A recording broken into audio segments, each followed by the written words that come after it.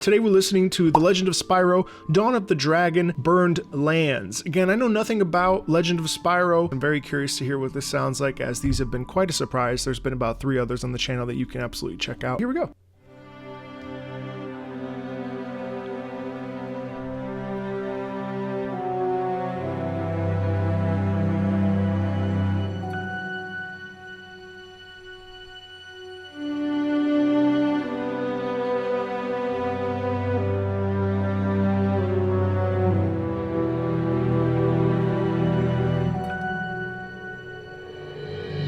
Did I just stop at the wrong moment? Hang on, I'm gonna push play again.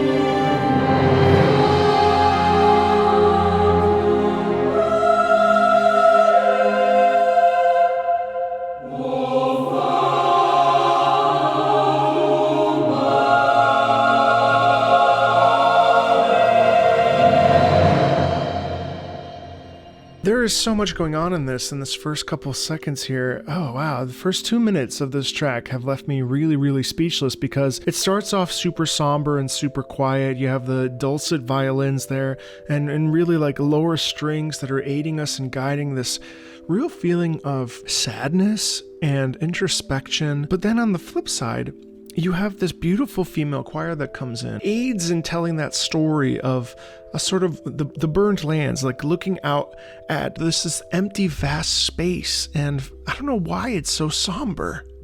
And yet on top of that though, then we go into this a cappella section, and then we have dissonance. It seems like altos or sopranos where they crunch in on purpose, so there's a clash and it's a cappella and there's no orchestral support underneath. And you have to ask yourself, like, well, what's the intention there? Why do we pull ourselves all the way back and just have choir? It's so incredibly effective. And also, I've mentioned this in other videos, but when we do straight tone only, it's very effective at causing a feeling of being like on a tightrope. Because when we have vibrato is breath and breath is life. And so when we remove the breath from the equation, it's a very different experience than you know what I mean? The use of straight tone in all of these tracks, actually, when we come to talking about chorus, has been incredibly effective and is a very standard protocol when we're looking at choral ensemble pieces, because we don't, why do we do that? If we have too much vibrato, it's like your typical like high school choir. There's always one soprano that is just a little louder than everybody else, and she's, you know, gone to school and gone to take voice lessons, and she's training. It's like, could you not? Because the point of a choir, of course, as we understand choirs, is to blend and to be one voice. The most effective choir is when it's just one sound. It's incredibly inspiring to see 200 people that all sound as one. And that if you separate your ear and you listen to each individual section, which we can do, it's incredibly effective and incredibly powerful. I'm really impressed by the beginning and how the violins and the cellos, I believe, were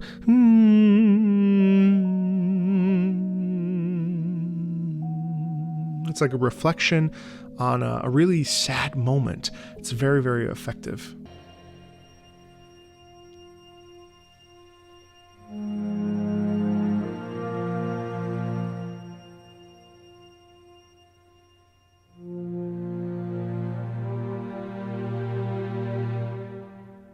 It kind of feels like we're seeing the sun's rays for the first time. The sun is coming up after a brutal evening of combat or of loss, and we look out and all we see is this beautiful forest, and the sun is rising, and you take it in. It's really powerful.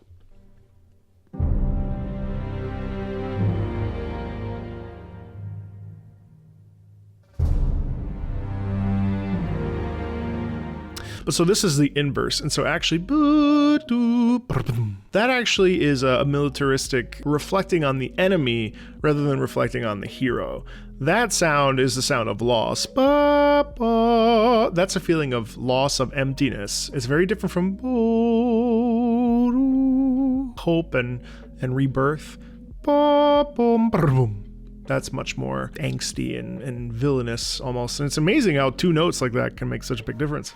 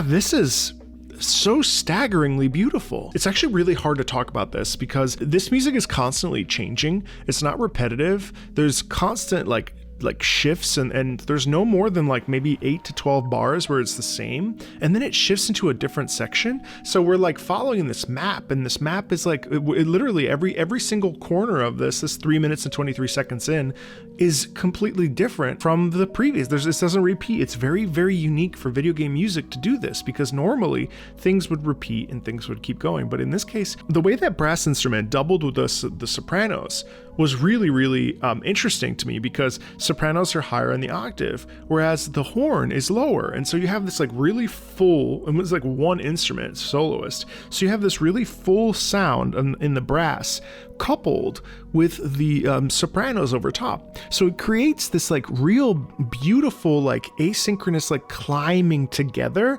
Man, I'm really impressed by this track. I'm gonna stop and start as much as I can, but it's actually really difficult to stop here.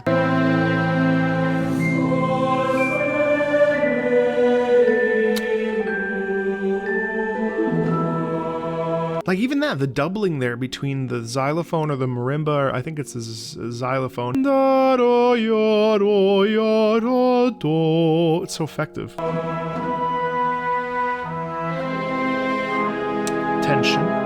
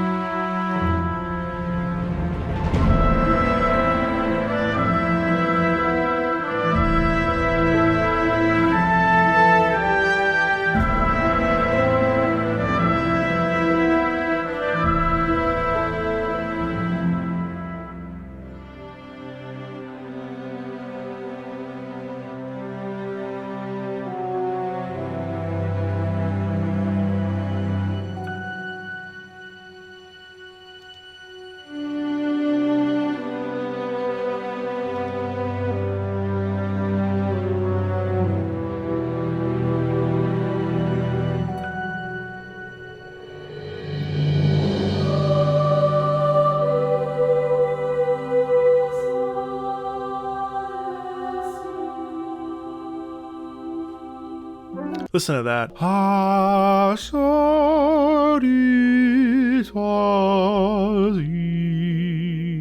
is so gorgeous. It is so somber and plaintive, but in a non-like exclamatory kind of way. It's so tender, it's so peaceful, and it's also like deeply reflective of like time that has gone by and things that we've lost and things that we have gained.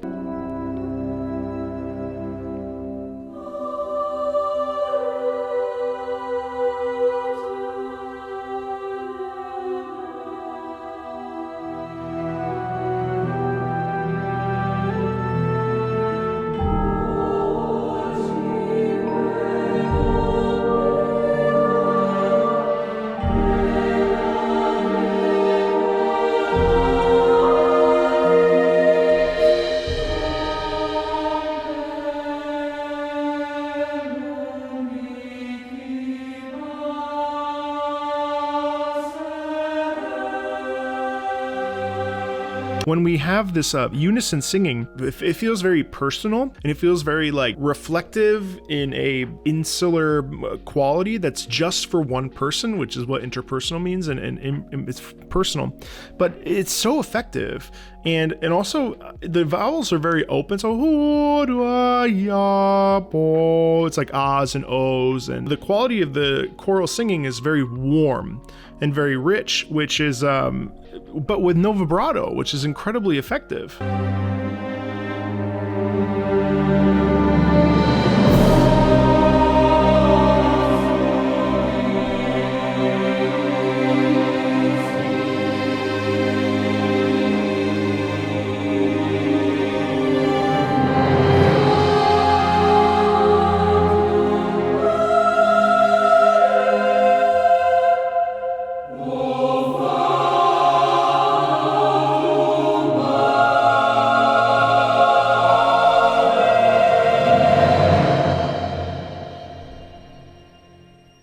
Yeah, I'm telling you, that dissonance is so interesting to listen to because it really is a very peaceful, hopeful song in a way. But then you get this really, really sharp dissonance, especially in the upper register, which causes a feeling of real unrest and like, oh, you know, and I'm trying to understand why that exists that way.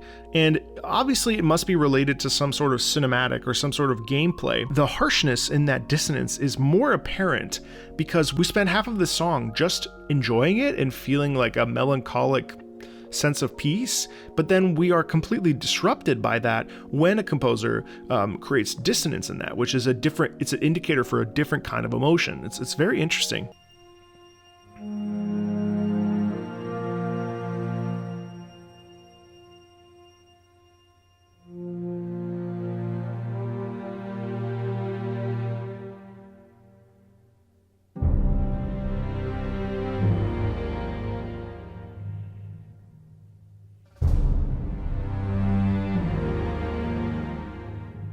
Yeah, so there's a death of military might here, like something you'd hear at like the end of like Saving Private Ryan or like at the end of a war movie. And now this is kind of a bookend because in a way we kind of started the piece like this 6 minutes ago, but it is different. And that space there really allows us as listeners to be really reflective on loss and having space there orchestrally. That is incredibly effective, giving us a feeling of being alone on a field and looking out at a vista and feeling really separate from everything and like sort of being almost disassociative or checked out.